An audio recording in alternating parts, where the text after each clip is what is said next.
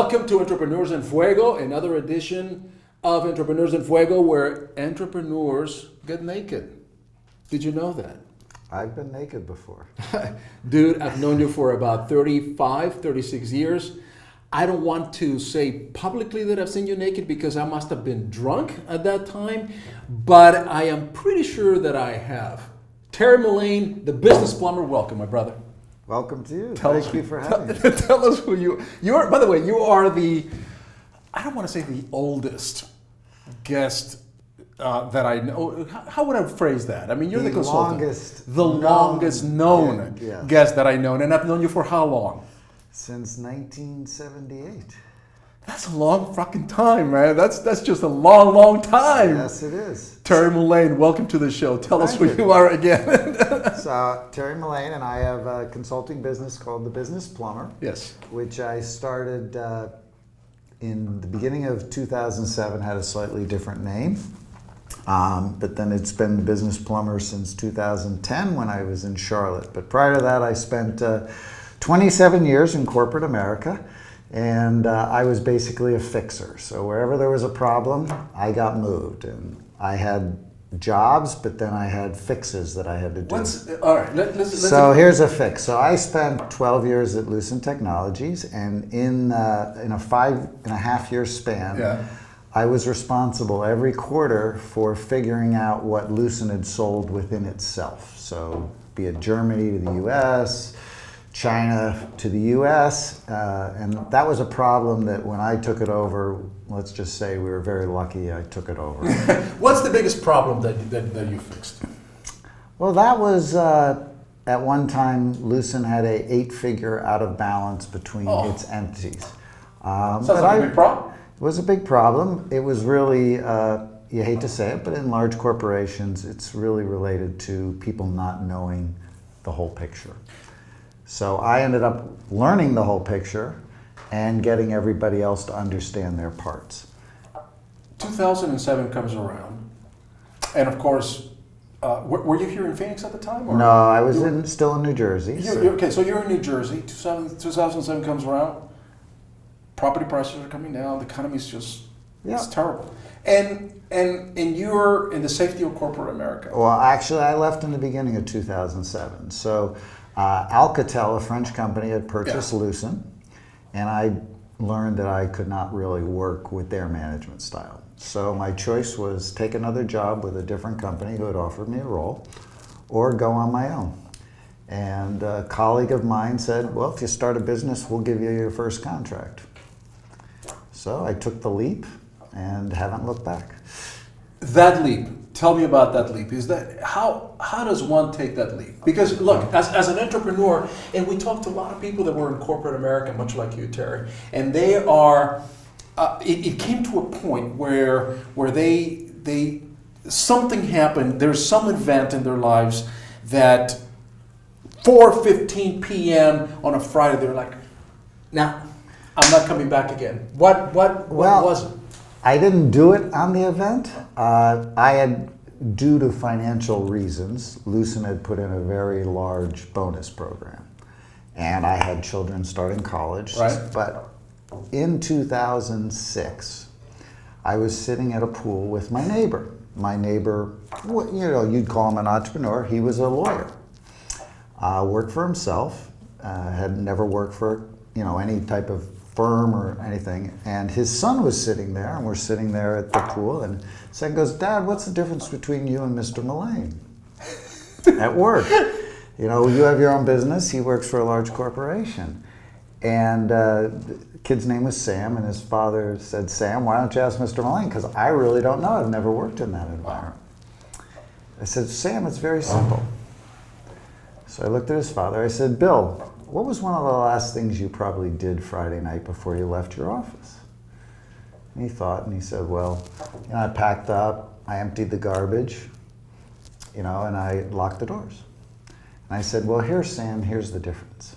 I packed up, I locked the doors, but I don't empty garbage. Now, if someone asked me or told me to, I would empty the garbage. So your father did everything because he wanted to do it. I do things because people tell me in corporate America. And that's when it sort of hit me, is I'm tired of people telling me. And I had worked with consultants, large consulting companies would come into Lucent Technologies, and they would come to me because I sort of was known as the fixer and ask what the problems were. And then I'd see, number one, they were making considerably more money than me. And they would take my ideas and write them up and give them to the bosses, and the bosses thought it was a great idea. Why? Because somebody on the outside came and said it. So I wanted to be the someone on the outside. So, and by the way, I've learned that if you are not the employee, you are someone from the outside, but you come and listen to the employees, you can learn more about fixing a business and the issues within a business in 3 hours with a company than the leadership of the company will, because they don't normally talk and listen to their employees. So would you say successful companies do, but most do not? So somebody that wants to become a consultant, if there's one piece of advice that you would give that individual, because people are going to be inspired by your story, and so what is that piece of advice that you would give? Learn how to listen? Well, it's learn how to listen, but it all goes back to God gave us 2 ears and 1 mouth. So you need to learn to ask the right questions, and then you really need to learn to listen to the response and know when to say why or how come. You need to then get the question to facilitate further comments from within the company. Do you find that it is harder to have a smaller sized company hire a consultant to help fix things or to help with something going on in the company? Because most entrepreneurs would say, I got this covered. Yes, it's 2 reasons. One, they're paying a consultant generally more than they would pay their employees or an employee. Yeah. And number 2, as I say, most consultants like shiny lights. You know, they're sort of like a squirrel, they run to the next nut. But I'll give you an example. I was working with a company down in Tucson, and it took a crisis for them to hire me. But I was there 20 months and they tripled revenue. It wasn't that I did good work, I'm not saying I didn't, but what it allowed is it allowed the owner to focus on strategy, leadership of his team, because he was a very good leader. When he got in the nitty-gritty though, his control aspects of do it this way created conflict. But by him just coming to me and me managing the operations, and they were going into a new business as well, it allowed him to talk about the vision, about giving that leadership, and to focus on sales, which is not an area I focus on. I focus on operations and finance. So, what I can offer most business owners in the, especially the $1 to $5 million ranges, I allow them to do what they do best, which in most cases is either be an evangelist for their product or do sales and provide leadership to their team. And then I can run everything internally so they don't have to worry. And sometimes are the little things, right? Terry, sometimes are the little things that because you are, as an entrepreneur, as the business owner, you're not so much aware because you have your blinders right here. You don't have somebody from the outside going and seeing the obvious. Well, it's not just the obvious. It's allowing you to focus on your expertise. And that's what I bring, is my expertise in operations. So to give you an example, they didn't like the way the people answered the phone, and they had a number of recycling. So, well, what do you want them to say? And I wrote a script, put a mirror there, so number one, if you give a person a mirror in front of them, they're 90% more likely to smile, and that comes through on the phone. So everyone now knew the script when they answered the phone. So they used the script. So guess what? Consistency, simple. But that's, as you grow a business, you learn to adapt, and entrepreneurs are very good at it, and small business owners are good at adapting. But you only have 10 fingers. So how much can you touch? Right. By bringing in people to help you and delegating some of that responsibility, it allows you to touch much more. And that's the key. Most companies die between 25 and 100 employees. And when I say die, they may stay in business, but they stop growing. And why? If you don't have processes and a method to doing your work, you're never going to be able to add new employees. They have to have a script, how to know how to do their job. They have to know what the expectations of them knowing their job is. And that's what I focus on, as well as the financial aspects and putting key performance indicators. So you only need 3 or 4 things to measure a business. Now, I'm not saying at a lower level you may have a very specific one that isn't one of these 3s, but they're an umbrella effect. So you create the 3 and then you spread it down through the organization. As you add more people, if you have structure and processes in place, it's easy to go from 25 to 50 to 75 to 100 to 1,000. But if you're an entrepreneur and you want to have your hand in everything, there's no way you can get that.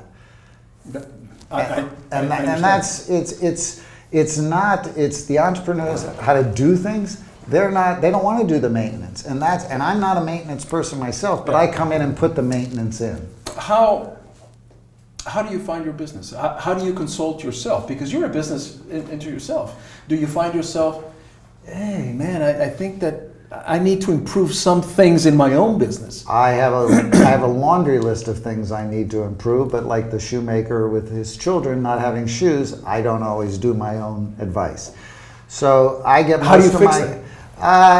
By putting it on my list to get done. And sometimes it does and sometimes it doesn't. I'm no different than any other person. I am not perfect, far from it. But what I do is I try to work with my clients and expand what I can do for my clients and then get them to refer me into their friends and colleagues who then I can do the same thing for them. What's the best advice that you received in all your life? And I'm going to go back to the years of Bethany College where I met you. I don't know where I got it, but there's a couple things that stay with me. Got to do what you love. You got to have fun at what you're doing. And you can't do anything that makes you feel bad. So whether it's ethically or whether it's a business you don't want to deal with, if you do that, what will happen is you will suffer. So they're all sort of the same things, but you got to do what you like, you got to have fun doing it, and you can't compromise yourself. I think there's no business that they don't work in. So I happen to do business currently with a medical marijuana client. First question they ask you, which I thought was good, was, do you have an issue with medical marijuana? Ethically. And I said, no. So then they went through the rest of the interview. But to me, that's the critical first, do you want to work for a tobacco company? Do you want to work for a chemical company? Those are all issues that if they're not aligned with your goals, and they don't need to be aligned, but if they're not aligned with your goals, it's going to be a miserable experience. You will find yourself compromising and prostituting yourself for the sake of a paycheck, and you're not going to feel good or smile at the end of it. You're doing things for money, not for fun. And once you do things for money, don't get me wrong, we all at some point in our life, like I said, I stayed an extra 2 years at Lucent, now paid for my son's education at the University of North Carolina. You compromise sometimes. Okay. But it wasn't that I didn't like where I was working any longer. It's not that I didn't like what I was doing, I didn't like the environment. Your biggest challenge, and how did you overcome that? I don't know that I knew it was my biggest challenge, but when I became a consultant, I learned that why I wasn't as successful as I probably could have been in corporate America was, I feel I'm smarter than a lot of people. So when I had an idea, I would hold that belief. When you become a consultant, you quickly learn that if the client doesn't like your idea, it doesn't matter how smart you are. So then you figure out a new idea. I wish I had known that, and I wish I had been a consultant either earlier or learned that earlier, because I could have had some unique opportunities in corporate America. I don't ever want to go back to corporate America because it's about numbers, it's not about reality. And once a company becomes over $100 or $200 million, people look at just numbers, they don't look at the business. And I was with one division of Sony, we went from 100 to 750 million. It was fun till we got about to 500, but then it became about the numbers. So I really wish early on I had learned that, guess what, you may be smarter than people, but if they don't like your idea, get over it. And I think a lot of people, that can help a lot of people. You need to learn that sometimes, even if you are smarter, you may not have the best idea. What gets you up in the morning, Terry? What gets me up in the morning? I honestly believe I consult for fun and fee. I do a lot of mentoring in the community, and being around small business people, the energy, the life the fun of helping them create something or growing something, Yeah. that really excites me. You're my brother, man. We go back. We go way back, way back. And things fly saber here. To Grain Punch and Bowery Brawl, where we used to have to go down to the local Goodwill. I thought we and buy agreed clothes. not to talk about those things that go way in the past. I thought we buried all those things. Okay, I'll leave it at that then. I do have something for you, my brother. Oh, thank you. We are fraternity brothers, so Yeah, you are yeah, truly a brother. Yeah. Sigma News. The Office Pile T-shirt. Ah, for new you, one. For you, yes, indeed, for you to wear very proudly. I will. Thank you, sir. And Terry, let me tell you on a personal basis, man.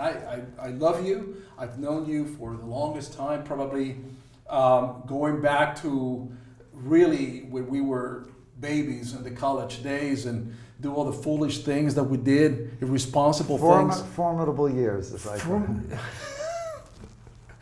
I am glad they didn't have social media then, man. I am a firm believer that quite a few people, including the current president of UBS, Yes. Americas, might regret if we had social media. If we had social media, absolutely, absolutely. But it was a fun time, and I learned a lot being Sigma News at Bethany College. We had a ton of fun.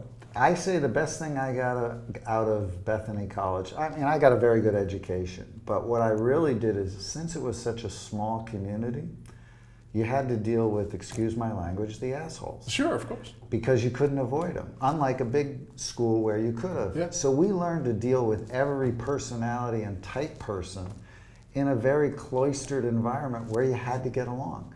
And that has helped me tremendously throughout my life, because there's nobody I've run into, be it an ethnicity, be it a psychological issue, or be it a personality, that we didn't have an opportunity to deal with in our 4 years in beautiful Bethany, West Virginia. It sounds like the city of Phoenix, and those are the challenges that we have. Yes. You're my brother, Terry. Thank you so much. Thank you very much. We're out.